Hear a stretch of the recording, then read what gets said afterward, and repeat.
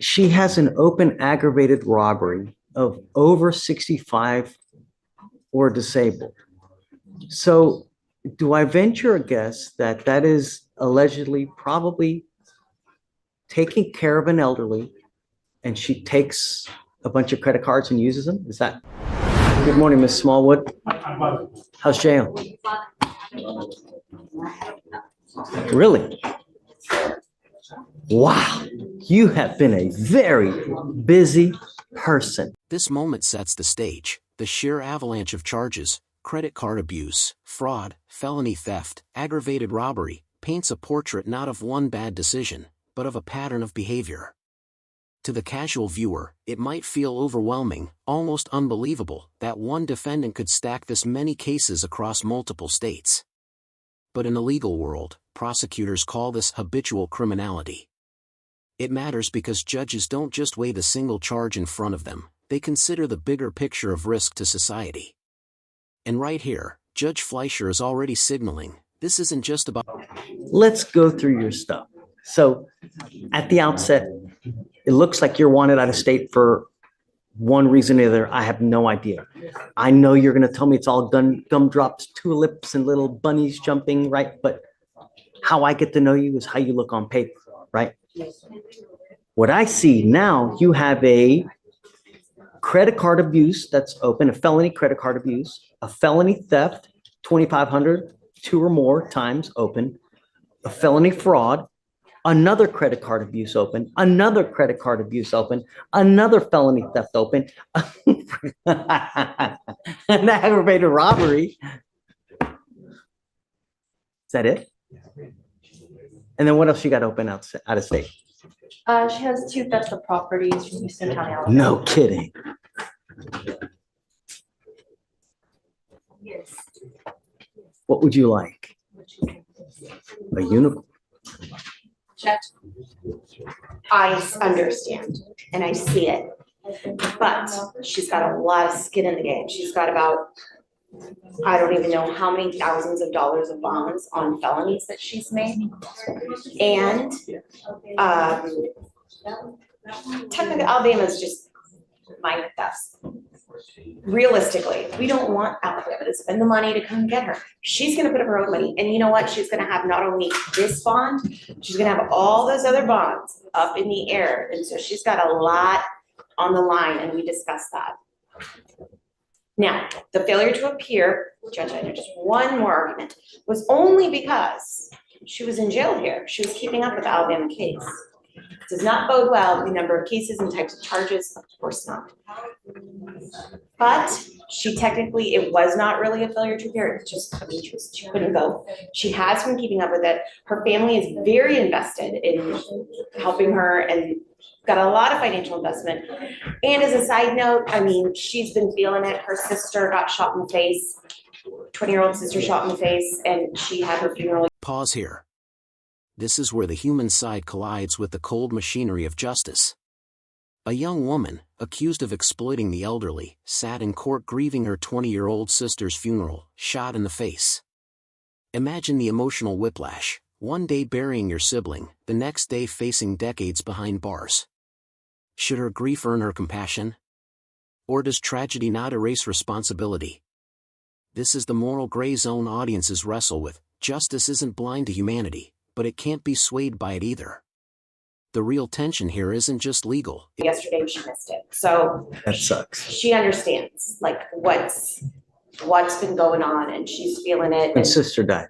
My little sister. That sucks. Her boyfriend shot her in the face was abused. So she's very, you know, It's parents, awful. I'm not speaking for you, but is this something where you are committed? And she understands if she doesn't go within 14 days, it's not just this bond, it's everything.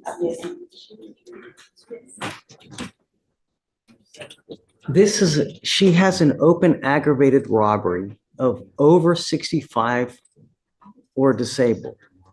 So do I venture a guess that that is allegedly probably taking care of an elderly and she takes a bunch of credit cards and uses them? Is that?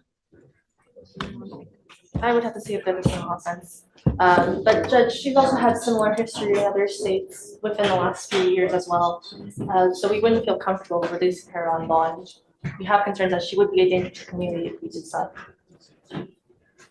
I think so too, Ms. Smallwood. You've repeatedly shown to us that you don't care about our public. You don't care about our bond conditions. And that is evidenced by your 1, 2, 3, 4, 5, 6, 7 open cases here where you have been filed on in multiple dates. And you also have multiple offenses in Alabama, and then you have similar offenses in another state. So essentially, you are playing hopscotch with the states with criminality. And you want me? This is the turning point. Judge Fleischer flat out denies bond. Why? Because bond isn't a right, it's a privilege, meant to ensure defendants return to court. But when someone picks up new charges every 2 months, the judge sees a revolving door of crime. Think of it this way, bond is trust. Break it once, you're warned. Break it twice, you're watched. Break it 7 times, you're done. What do you think should To give you a bond? Really?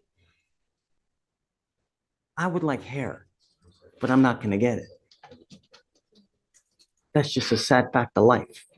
Like here, it's also a sad fact of life. I'm not giving you a bond because if I let you out, what's going to happen? Historically speaking, every 2 months you pick up a case. So if I let you out in 2 months, you're going to pick up another case. I don't want that to happen. Sometimes we have to protect people from their own selves. You are your own worst enemy. And now I'm going to protect you from yourself. I'm not giving you a bond.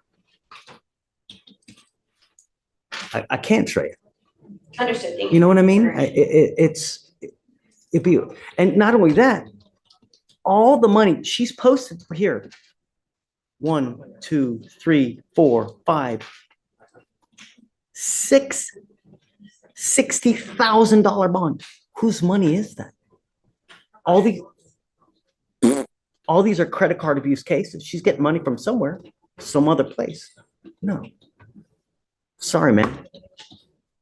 You're staying with me. Just let Alabama know that I'm not, so that they can come get her. You know, the good news is that you've made bond on these cases. So we now give Alabama 14 days to come get you. If they don't come get you, then they'll file a dismissal. Or has she waived? Or She no? has waived. What date did she waive? September 25th. Yeah, so you have actually 13 days. No way, Miss Smallwood. It's time to pay the piper. Thank you. You were charged with driving while intoxicated. You're facing up to 6 months in jail and or a $2,000 fine. We're going to do probable cause. You have the right to remain silent. Anything you say can and will be used against you. You have the right to have an attorney present. If you cannot afford one will be appointed to you, sir. Okay. On September 19, 2024, an officer was dispatched to assist a firefighter call at 100 block of Delano Street in Harris County, Texas. The wheel witness, the firefighter Paul Dean, stated that the defendant was asleep behind the wheel at the stop sign of the 100 block of Delano Street. The wheel witness tried waking the defendant up and tried to pull him off from the scene, and then came to a stop when other firefighters blocked his path. The officer observed a mild odor of alcohol, glassy bloodshot eyes, and swaying. The defendant stated that he was coming from an Airbnb downtown and had nothing to drink all day. Standard field sobriety tests were conducted, and the officers observed 6 out of 6 signs for the horizontal gaze nystagmus test, 6 out of 8 clues for walk and turn, and 3 out of 4 for one leg stand. The defendant declined to provide a sample of his breath, and a blood search warrant was executed. Ready to be honest. Yes, sir. So it looks like we had, it looks like there was a DWI/open container that's currently pending in Fort Bend. And another one from this year What? pending in. Kidding. This is his third open DWI? Yes. And then it looks like the second one is in Oasis. You really have two other open DWIs? Holy moly, mother. Oh. When the judge says holy moly in open court, you know things just escalated.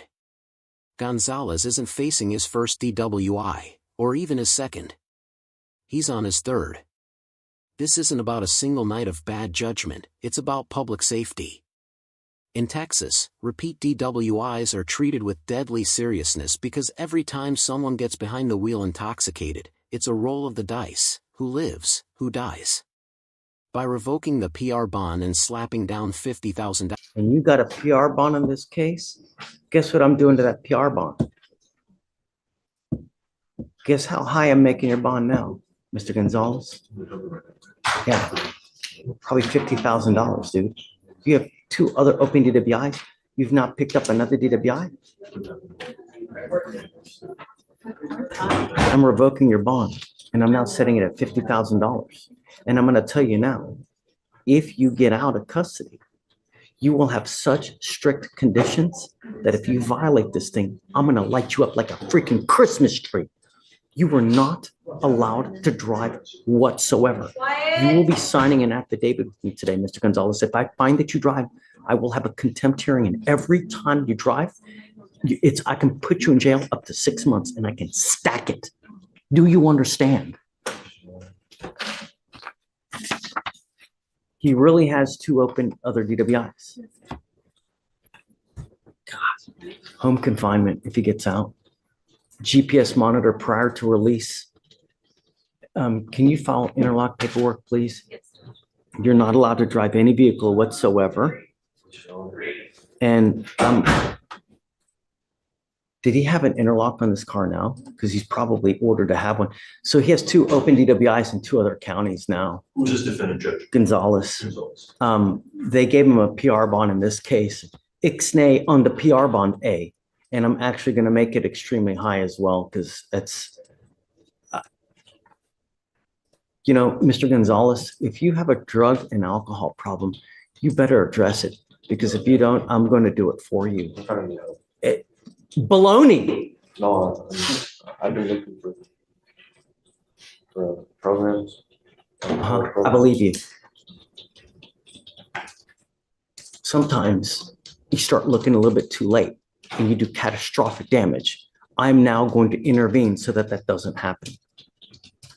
All right, I'm going to have you come up here, swear to us that you're not going to drive, and then I'm taking you in the... Two defendants. Two very different stories. One accused of exploiting the elderly, hopping states with credit card fraud. Another, a man whose addiction keeps dragging him back into court with yet another DWI. And in both cases, Judge Fleischer drew the same line: enough. No more trust, no more leniency. Here's the deeper question: is the judge protecting society, or protecting the defendants from themselves? That's the paradox of justice. It isn't always about punishment, sometimes it's about prevention. If this court